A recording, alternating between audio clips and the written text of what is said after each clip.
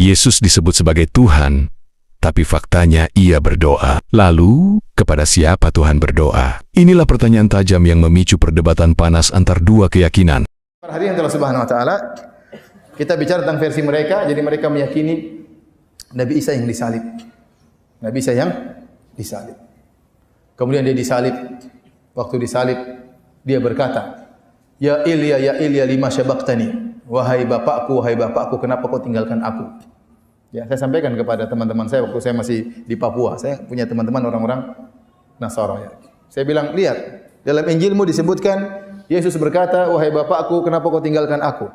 Berarti Yesus bukan bapak. Karena dia sedang berbicara dengan zat yang lain. Jangan kalian berkata Yesus adalah bapak, bapak adalah Yesus. Kalau dia adalah bapak, bapak adalah dia, ngapain dia ngomong? Paham? Dia ngomong sama kan? Ya bapak, bapak kenapa kau meninggalkan aku? Berarti ada yang meninggalkan, ada yang ditinggalkan. Paham atau tidak? Berarti dua zat yang berbeda. Sementara mereka meyakini Allah ya Yesus, Yesus adalah Allah. Loh kalau gitu Yesus lagi ngomong sama siapa? Dia bingung juga waktu itu. Kau bilang Yesus adalah Allah, Yesus lagi ngomong sama siapa waktu dia berkata, "Ya bapakku kenapa kau tinggalkan aku?" Baik. Intinya akhirnya Yesus meninggal, Isa meninggal alaihissalam menurut versi mereka. Waktu meninggal setelah itu dikuburkan dalam kuburan. Setelah itu beberapa hari dia bangkit yang dikenal dengan hari Paskah kalau nggak salah saya juga agak lupa tapi intinya dia hari kebangkitan Isa Al-Masih.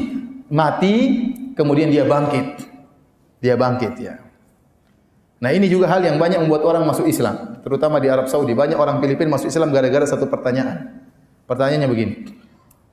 Karena mereka meyakini Allah adalah Isa, Isa adalah siapa? Allah. Satu di antara yang tiga. Orang Nasrani tentang Isa ada tiga pendapat. Yang pertama, Isa adalah anak Allah. Yang kedua, Isa adalah Allah. Yang ketiga, Isa satu dari yang tiga. Pertanyaannya, waktu Nabi Isa meninggal dunia, apakah Tuhan Bapa juga ikut meninggal dunia? Ini pertanyaan. Mereka bingung. Kalau mereka bilang Tuhan Bapa tidak meninggal, berarti Tuhan Bapa lain dengan Tuhan Anak. Berarti Isa bukan apa? Allah. Kalau Isa bukan Allah, selesai. Berarti Isa bukan Tuhan. Tapi kalau mereka bilang Tuhan Bapa juga ikut meninggal, repot. Iblis lagi berjaya waktu itu. Tuhannya mati semua. Saya ulangi. Ya. Ini buat mereka banyak masuk Islam. Tanya sama mereka, waktu Nabi Isa meninggal dunia, dikubur, meninggal dunia. Kan meninggal, iya mereka bilang meninggal. Bangkit lagi. Waktu beliau meninggal, Tuhan Bapa ikut meninggal atau tidak? Tinggal mereka jawab. Kalau mereka bilang Tuhan Bapa tidak meninggal, berarti Yesus bukan Allah. Dan itu yang kita inginkan. Yesus lain, Allah lain. Tidak satu kesatuan. Satu tidak sama dengan tiga, tiga tidak sama dengan satu. Kalau mereka bilang Tuhan Bapa juga ikut meninggal, musibah. Tadi, berarti iblis lagi berkuasa. Kalau meninggal siapa yang bangkitkan kalau begitu? Jangan-jangan iblis yang bangkitkan. Baik. Nah, saudara lihat apa yang dikatakan oleh Ustadz Firanda ini dengan mengangkat kata-kata Yesus di atas kayu salib, Eli Eli lama sabachthani. Yesus berbicara kepada Bapa, ya Allahku, mengapa engkau meninggalkan aku? Yesus bicara kepada Bapa dari fakta itu, lalu dia mengatakan bahwa kalau Yesus itu adalah Bapa, bagaimana dia bisa bicara dengan Bapa? Nah, kesalahan dia yang saya bilang falatsi tadi adalah dia menganggap bahwa orang Kristen percaya bahwa Yesus itu adalah sama dengan Bapa. Memang Yesus sama dengan Bapa, tapi sama apanya? Nah, kalau kita belajar konsep atau doktrin tentang Tritunggalnya Kristen, Yesus dan Bapa itu sama hakikatnya. Tapi tidak sama pribadinya. Karena tidak sama pribadinya, maka Bapa itu bukan Yesus, Yesus itu bukan Bapa. Itu dua pribadi berbeda. Nanti kalau kita bicara tentang Tritunggal secara lengkap, maka ada Roh Kudus di sana. Jadi Bapa, Anak, dan Roh Kudus itu adalah tiga pribadi berbeda, tapi mempunyai hakikat yang sama. Saya tidak mengerti apa definisi atau konsep yang Ustadz Firanda pakai dengan atau dibalik kata satnya. Tapi dari kata-kata dia kelihatannya dia memahami sat itu sebagai pribadi dan itu adalah sesuatu yang menurut saya salah. Jadi orang Kristen tidak menganggap bahwa Bapa itu adalah Yesus, Yesus itu adalah Bapa. Kalau memang Bapa adalah Yesus, Yesus adalah Bapa, memang masuk akal serangan ini. Waktu Yesus bilang, Eli, Eli lama sabachthani, dia bicara dengan siapa? Bapa meninggalkan dia. Kalau Yesus adalah Bapa, Bapa adalah Yesus, lalu siapa yang meninggalkan dan siapa yang ditinggalkan? Nah, masuk akal serangannya. Hanya kesalahannya adalah Strongman, karena kami tidak percaya bahwa Bapa itu adalah pribadi yang sama dengan Yesus. Nah, saya kira di sini Ustadz Firanda ini mungkin mendengar ajaran tentang Tritunggal itu dari ajaran yang salah, yang juga ada di dalam kekristenan. Ya, memang ada satu paham di dalam kekristenan yang sebenarnya sudah muncul dari dulu, dan itu sudah dianggap sebagai sesat. Paham itu namanya Sabellianisme. Kenapa disebut Sabellianisme? Karena dipelopori oleh atau dikeluarkan paham itu oleh seorang yang namanya Sabellius. Ya, nah dia menganggap bahwa Allah itu hanya satu pribadi dengan 3 jabatan atau 3 peran. Tapi orangnya, dalam tanda petik, orangnya satu. Nah, untuk beri penjelasan sedikit tentang Sabellianisme ini, saya akan memberikan sebuah kutipan tentang Sabellianisme. Ini ada kutipan dari Gordon Clark. Ya, Clark mengatakan, Sabellianisme adalah pandangan bahwa Allah sebenarnya hanyalah satu pribadi. Tidak ada pribadi kedua yang disebut Sang Anak. Demikian pula tidak ada pribadi ketiga yang disebut Sang Roh. Sebaliknya, saat Allah aktif menciptakan alam semesta dan mengendalikannya, dia disebut Bapa. Saat dia aktif dalam penebusan, dia disebut Anak. Dan saat dia aktif dalam pengudusan, dia disebut Roh. Ketiga nama itu menunjukkan 3 kegiatan berbeda dari pribadi yang sama. Tentu saja pengikut Sabellius mengenal Kristus sebagai Allah, Allah yang berasal dari Allah, dan bagi orang Kristen kebanyakan, ini kedengaran baik. Tapi anak hanyalah dianggap nama salah satu dari ketiga kegiatan Allah. Nah, itulah Sabellianisme. Jadi intinya adalah bahwa ada 3 nama atau sebutan yang berbeda dari satu orang. Orangnya satu, tapi punya jabatan atau sebutan atau nama 3. Biasanya ilustrasi yang terkenal dari kaum Sabellianisme ini adalah, misalnya saya Esra. Saya di gereja sebagai pendeta. Tapi saya juga dosen sekolah teologi. Maka di sekolah teologi saya adalah dosen. Tapi saya juga sedang menempuh studi doktoral saya. Jadi di tempat saya kuliah ya saya ini mahasiswa. Jadi ada pendeta, ada dosen, ada mahasiswa. Tapi orangnya ya satu, yaitu Esra itu. Itu pandangan atau ilustrasi menggambarkan Sabellianisme. Tapi ini salah. Pandangan ini jelas keliru dan paham Sabellianisme ini telah ditolak di dalam kekristenan sebagai ajaran sesat ratusan bahkan lebih daripada 1000 tahun yang lalu. Walaupun memang masih ada juga orang-orang yang berpandangan demikian, tapi jelas itu bukan pandangan standar Kristen.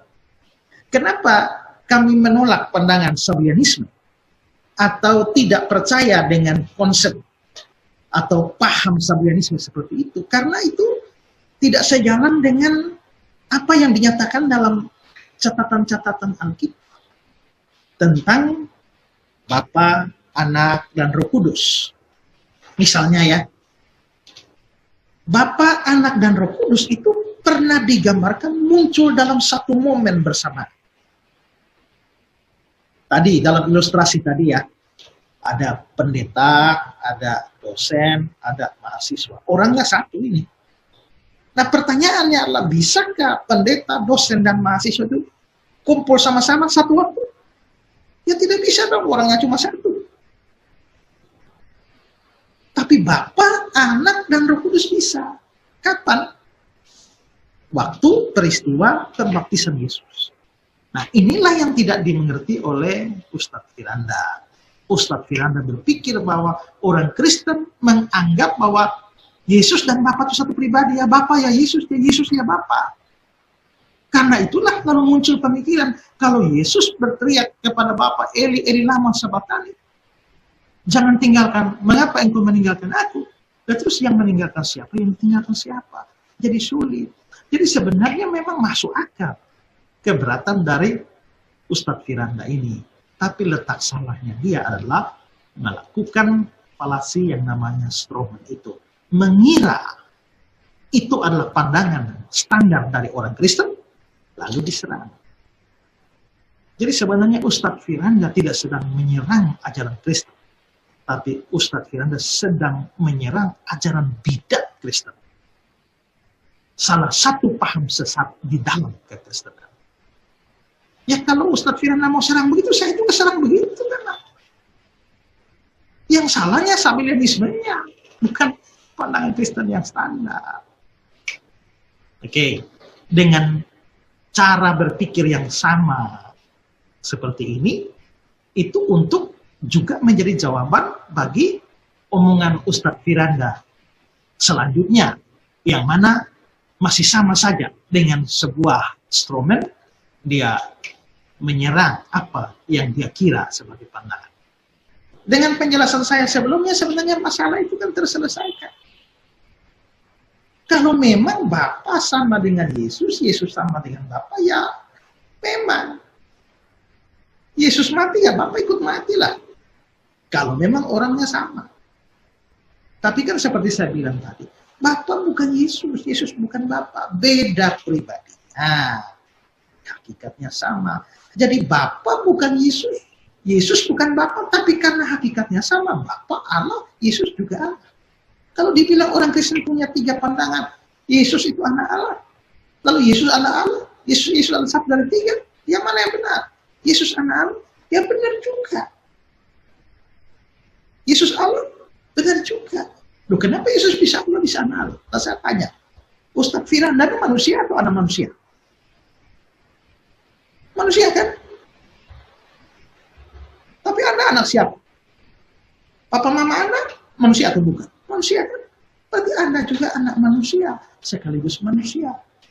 Istilah anak Allah yang dikenakan pada Yesus itu menunjukkan kesamaan hakikat. Jadi kalau Yesus anak Allah benar, Yesus Allah benar, dia satu dari 3, benar juga. Karena dalam doktrin tentang Tritunggal Kristen memang ada 3 pribadi yang berbeda, seperti yang sudah saya jelaskan tadi. Ya, jadi sekarang kalau ditanya, Yesus mati, Bapak ikut mati enggak?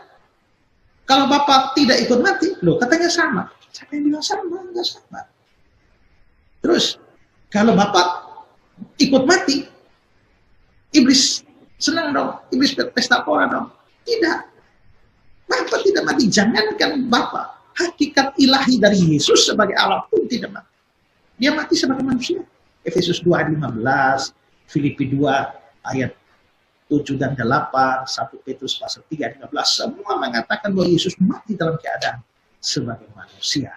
Jadi, pertanyaan yang dianggap ini sulit dan menempatkan orang Kristen pada titik di mana seperti makan buah si malakama, sebenarnya remeh saja. Ya, itu karena Strowman itu. Nah, jadi dengan demikianlah saya sampaikan kepada Ustadz Firanda, kalau Anda betul-betul mau menanggapi kekristenan, sebenarnya saya heran sebenarnya. Kok Anda suka sekali berbicara tentang iman Kristen? Tapi ya nggak apa-apa lah. Tapi kalau Anda mau melakukan itu, ambillah pandangan Kristen yang standar.